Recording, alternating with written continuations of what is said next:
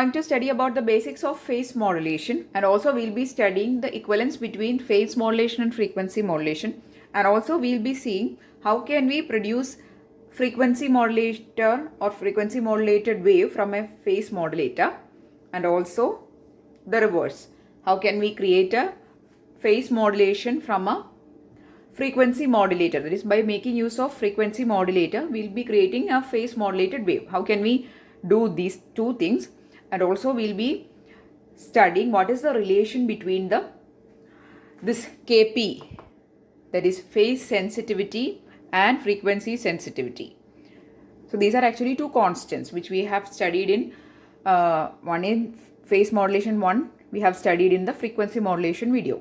Okay, so this Kp is called phase sensitivity, or it is a constant. So there is actually a relation between this Kp, which is the phase sensitivity, and also Kf, which is frequency sensitivity. And what is the relation between these two also we'll be studying. Okay, so this video is a revision of all these topics. So let us study all these points in very simple words. Okay, so the first topic that we are going to study is about phase modulation basics.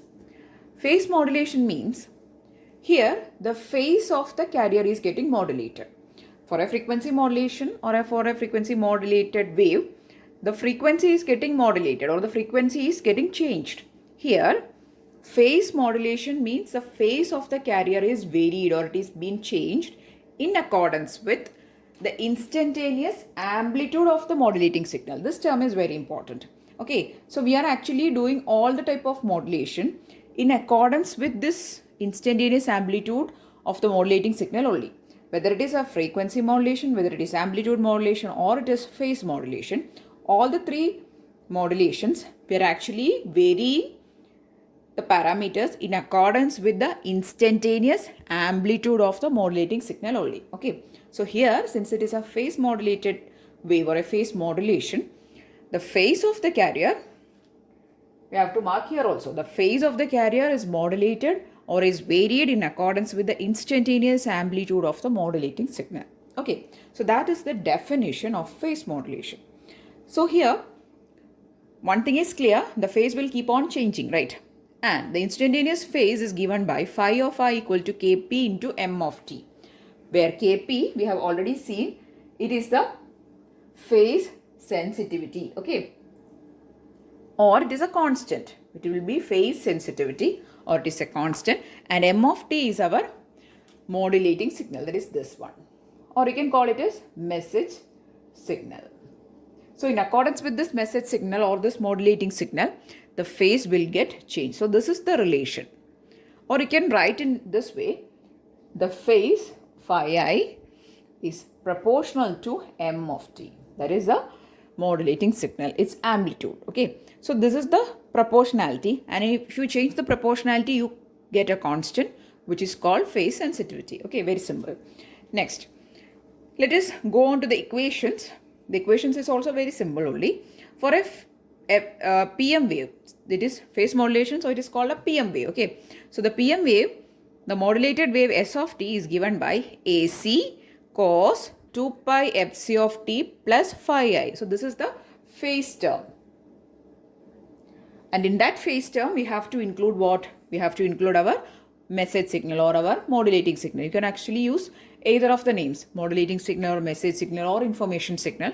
These are the names actually we give for our information signal. Okay, so here AC cos 2 pi fc plus phi I, which is a phase. In that phase, we are going to include our message signal. Okay, see here, AC cos 2 pi fc of t or fct e plus kp m of t, where m of t is our message signal or our modulating signal.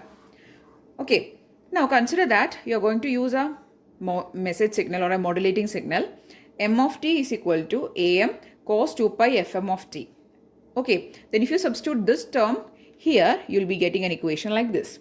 That is, S of t will be now changed as S of t equal to AC cos 2 pi fc of t plus kp. In place of the m of t, I have just substituted this one. Okay, so let this be equation number 2 and this be equation number 1. And if you substitute 1 into, you will get this. Okay. That is just substituting the value of m of t here in the above equation. Okay. Now from this term you can see two terms together. One is Kp, one is Am. What is Kp? Kp is a phase sensitivity. What is Am? Am is the amplitude of our message signal or the modulating signal. So these two terms together we'll call it as the phase deviation delta phi.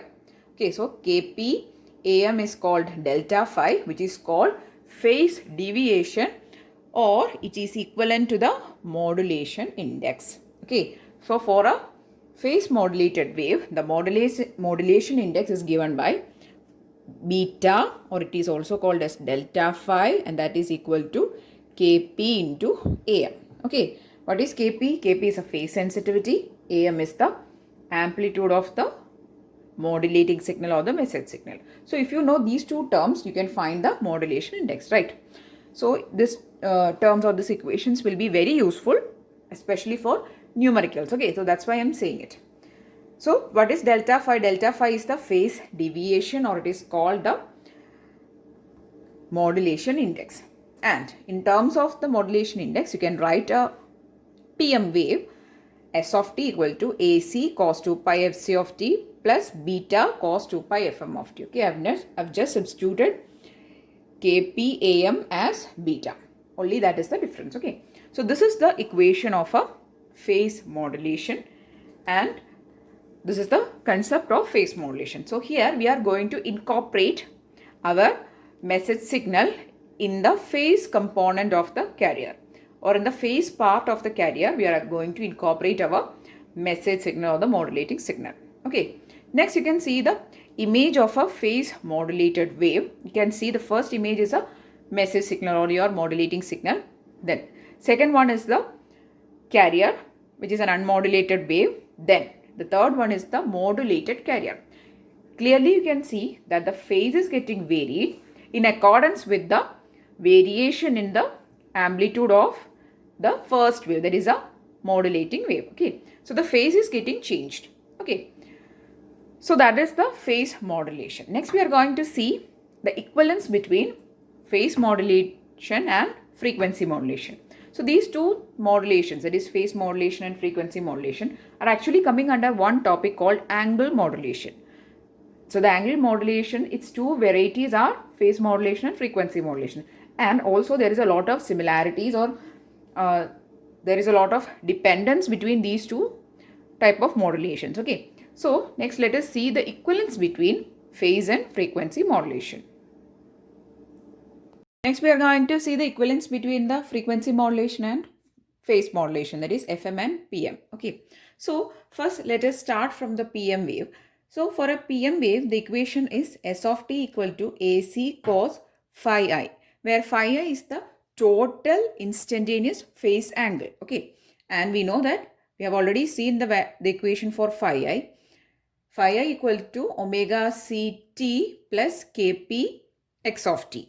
Here you can write omega c as 2 pi fc of t also. Okay, so it will be 2 pi fc of t plus kp into x of t, where x of t is the modulating signal. Earlier we have used m of t. You can also use x of t, any other variable you can use, but this is representing the message signal or the information signal. Okay, and the phase angle, that is the instantaneous phase angle phi I, this is the total value. Okay, so the total instantaneous phase angle phi I is given by omega ct plus kp x of t, where kp is the phase sensitivity, x of t is the modulating signal or message signal. We have already seen this equation.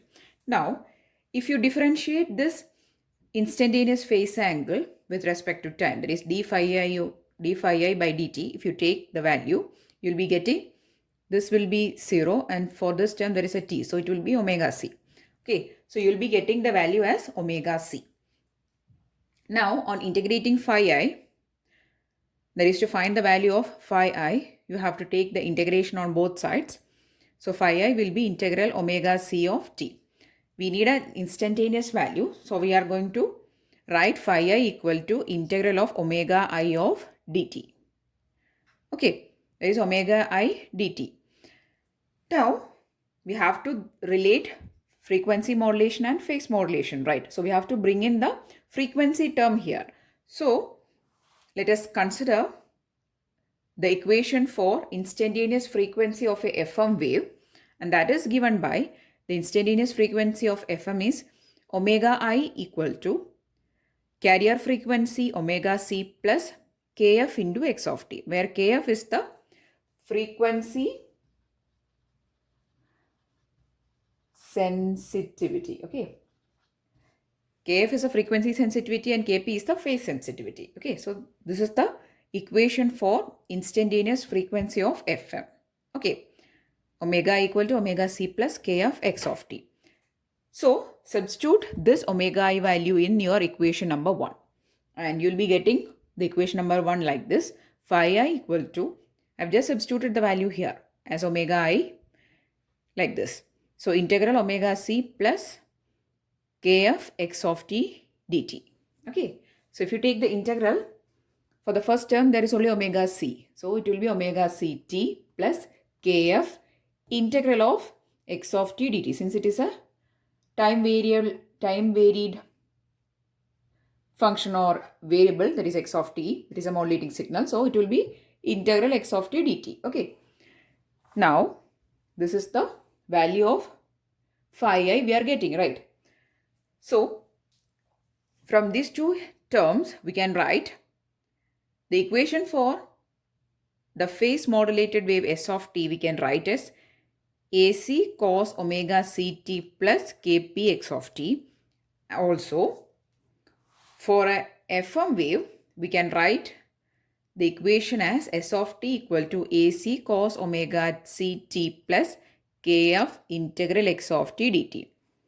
So, you will get the value of PM, that is the phase modulated wave, as s of t equal to AC cos omega ct plus kp x of t, and the frequency modulated wave you can write as s of t equal to AC cos omega ct plus kf integral x of t. So these are the general equations for PM and FM. Okay, so these two equations are actually very closely related. Okay, so next we are going to see how to generate a PM wave from a FM wave or a FM generator.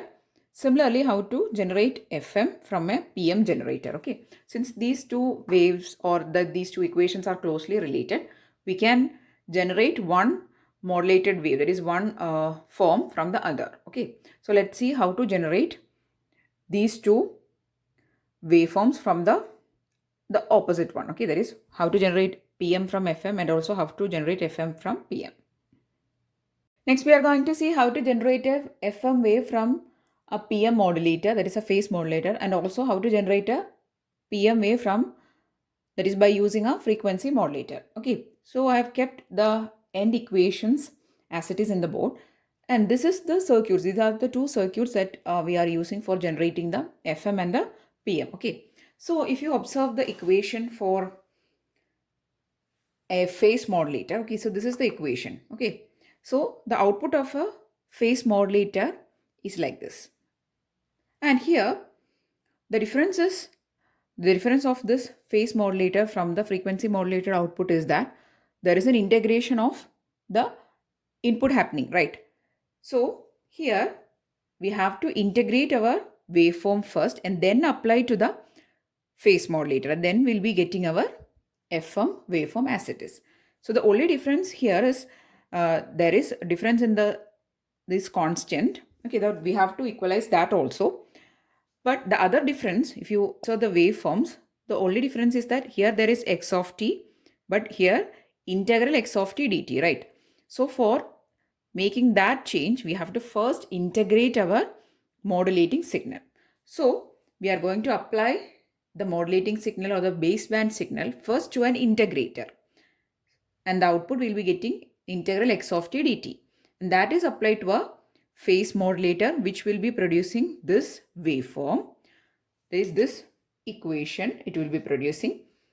We have already integrated the waveform, so in place of x of t we will be getting integral x of t dt, and hence the output will be nothing but the FM wave itself. Okay, So here if you see, we have used a phase modulator, but we are getting the output as frequency modulated waveform.